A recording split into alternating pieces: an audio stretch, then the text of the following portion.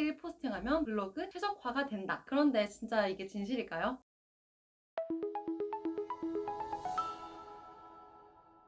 오늘은 저번 시간에 이어서 양질의 포스팅 작성하는 방법에 대해서 알려드릴게요.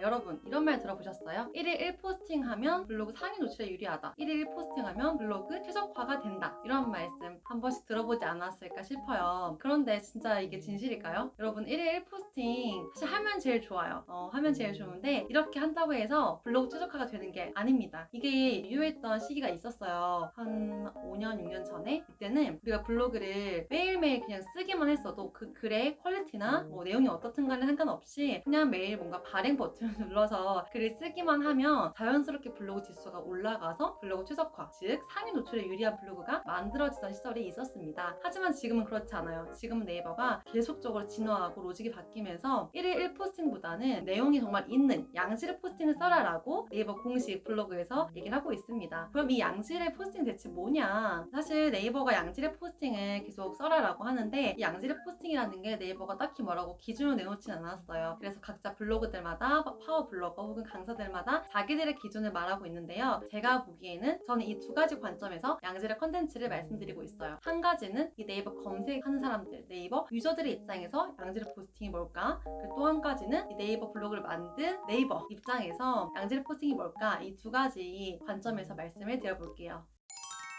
양질의 포스팅은 두 가지 관점에서 나뉩니다. 네이버 검색 사용자 그리고 네이버 블로그 이 두 가지 관점에서 볼 수 있는데요. 먼저 네이버 블로그를 이용하는 네이버 유저, 네이버 검색자 사용자 입장에서 생각을 해볼게요. 사람들이 네이버 블로그를 왜 볼까? 여러분들은 블로그 왜 보세요? 블로그를 어떤 특정인들 걸 찾아서 보는 경우도 있지만 대부분은 네이버 그 초록창 검색창에 내가 뭔가 궁금한 걸 검색했을 때 나오는 결과가 블로그인 게 많잖아요. 즉 사람들한테 궁금한 거 뭔가 도움이 될 만한 거 이런 정보성 포스팅을 써야 한다는 거예요. 블로그를 시작하는 사람들을 보면 그냥 좋아서 글 쓰는 게 좋고 뭐 하루 오늘 어땠는지 얘기하는 게 좋아서 그런 게 좋다. 그래서 좋아서 한다는 사람들이 많아요. 저도 그렇게 시작을 했어요. 하지만 블로그를 지금 11년 차잖아요. 이렇게 오랫동안 하면서 보니까 블로그를 그냥 쓰기만 할 게 아니라 이걸 돈으로도 만들 수 있는데 수익화를 할 수 있는데 이런 방법들이 보이는 거예요. 그러려면 블로그가 힘이 세져야 되는데 블로그 파워라고 하죠. 그 파워를 키우기 위해서는 블로그 방문자 수가 많아져야 돼요. 블로그 방문자 수가 많아지려면 정보성 글을 써야 된다. 그래서 정의를 하면 블로그 유저들을 위해서는요. 어떤 혜택, 그들이 가져갈 수 있는 궁금한 것을 해결해 주거나 혹은 감성 터치를 해야 돼요. 감성 터치라고 한다면 감동을 주거나 뭐 재미를 주거나 우리가 작가가 아닌 이상 막 글로써 좀 웃기거나 감동을 주기는 사실 어려울 수 있거든요. 그래서 이런 감성적인 영역을 잡으면 좋긴 하겠지만 그냥 쉽게는 정보성 글이 최고다. 결론은 그거예요. 그래서 정보성 글 뭐가 있을까? 이를테면 저는 맛집 리뷰를 하죠. 리뷰가 어떻게 정보예요? 정보죠. 누군가 어디 맛집을 가려고 하는데 이게 진짜 맛있을까? 괜찮을까? 가격은 얼마지? 인테리어는 어떻게 생겼지? 내가 분위기도 파악해야 되는데 이런 것들을 다 리뷰를 통해 볼 수 있잖아요. 정보고요. 뭐 다른 거는 요즘 코로나 백신 많이 맞죠? 맞은 후기를 쓰는 거예요. 그런 것도 정보죠. 왜냐면 나 아직 안 맞았는데 이거 맞으면 어떤 느낌일까? 이런 게 궁금하고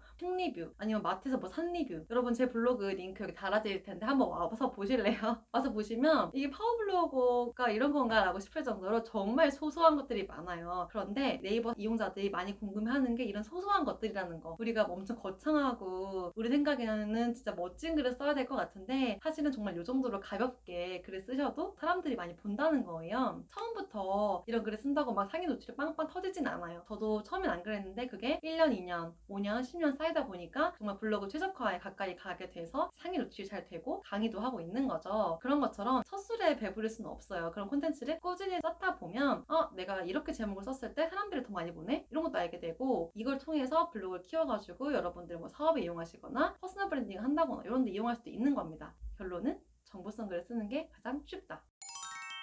두 번째는요. 네이버 블로그를 만든 네이버 입장에서 생각을 해보는 거예요. 네이버는 어떤 글을 좋아할까? 어떤 글을 좋아할까요, 여러분? 저번 시간에 블로그 망치는 세 가지 이유에서 카드 나오나요? 말씀을 드렸는데 네이버는 똑같은 글, 유사문서, 어뷰징이라고 하는 복사 붙여넣기 이런 글들을 굉장히 싫어해요. 어떤 사용자가 네이버 블로그에다가 뭐 검색했어요. 그랬을 때 나오는 검색 결과가 다 똑같고 뭐 하나의 결과값만 나온다면 어떻게 될까요? 그러면 사람들이 검색을 잘 안 하겠죠. 왜냐면 뭐 검색해봤자 똑같은 결과만 나오는데 이게 다야? 이러고 뭐 구글이나 다른 포털로 넘어갈 거예요. 그래서 네이버가 바라는 거는 이 양질의 글, 그러니까 블로거들이 실제 자기가 경험한 글을 바탕으로 뭔가 각자의 개성, 어떤 생각이 담긴 고유한 컨텐츠가 나오길 바래요. 그래서 경험이 담긴 글을 굉장히 좋아하고요. 정보성 포스팅에도 내가 직접 경험한 이야기가 들어가면 조금 더 상위 노출에 유리한 것도 있습니다. 그리고 또 하나 중요한 거는 네이버가 좋아하는 패턴의 글 구조가 있다는 거예요. 여러분들이 아마 지금 뭔가 검색해서 나오는 네이버 블로그 검색 결과에 상위 5개 블로그를 한번 보세요. 그들은 어떻게 포스팅을 하고 있나. 그럼 대부분 사진, 글, 동영상 이런 구조로 글을 썼다는 걸 알 수가 있어요. 네이버가 공식적으로 우리는 이런 글 패턴을 좋아해 라고 밝힌 적은 없습니다. 하지만 우리 같은 이런 파워 블로거들, 똑똑한 블로거들은 이걸 다 분석해서 어떻게 하면 내 글을 상위 노출할 수 있을까 이걸 고민하거든요. 그렇게 해보니까 이런 글 패턴이 있다는 거예요. 정리하면 글을 쓸 때 사진과 글을 적절히 배합하자. 그래서 아마 한 번쯤 들어보셨을 법한 네이버 블로그 상위 노출 팁, 사진은 뭐 10개 미만 혹은 글은 1500자 내외 이런 말도 들어보셨죠? 딱 이렇게 글자 수를 맞춰서 쓸 수는 없어요, 사실은. 하지만 최대한 이렇게 가까이에 쓰면 좋다. 그래서 전 대부분 제가 쓰는 글의 80%는 이런 패턴에 맞춰서 쓰고 있어요. 사진도 충분히 5개, 10개 들어가고요. 글도 1000자 이상이면 한 A4 용지 반 이상 정도 되는데 쓰다 보면 그 정도가 되는 것 같아요. 그리고 일부러 제가 블로그에 글 쓸 때 좀 앞에 서술이 많은 경우가 있는데 별로 좋은 습관은 아니지만 글자 수를 채우려다 보면은 제 일상 이야기를 막 풀어놓게 되더라고요. 그렇게 하다 보면 금방 A4 용지 반 페이지는 찬다. 그거를 블로그 네이버 모바일로 봤을 때 보기 좋은 가독성 좋은 블로그 컨텐츠를 만들어서 발행을 하면 네이버가 좋아하는 양질의 컨텐츠가 만들어진다. 그리고 추가적으로 해시태그, 네이버가 좋아하는 패턴 글에 이 해시태그 쓰는 방법이 또 있어요. 해시태그 인스타그램처럼 쓰면 안 되거든요. 그 영상 제가 또 찍어놓은 게 있으니까 연관으로 한번 보시면 도움이 되실 겁니다. 어때요, 여러분? 꽤 쉽지 않나요? 이렇게 말씀드린 거에 네이버 키워드까지 알면 최고다. 그래서 오늘은 이 네이버가 좋아하는 그 양질의 콘텐츠란 대체 뭐냐, 양질의 글 하는데 대체 그게 뭐야? 라는 거에 대해서 제가 2가지 관점으로 설명을 드려봤어요. 첫 번째는 네이버 검색을 이용하는 네이버 유저들을 위한 관점, 두 번째는 네이버 블로그를 만든 네이버의 입장, 이렇게 해서 정리를 해봤는데요. 어떠셨나요? 결론은 뭐다? 초보일수록 일기만 쓰지 말고 정보성 글을 쓰고 네이버가 좋아하는 패턴의 글을 한번 써보자. 블로그는 일기장이 아니에요.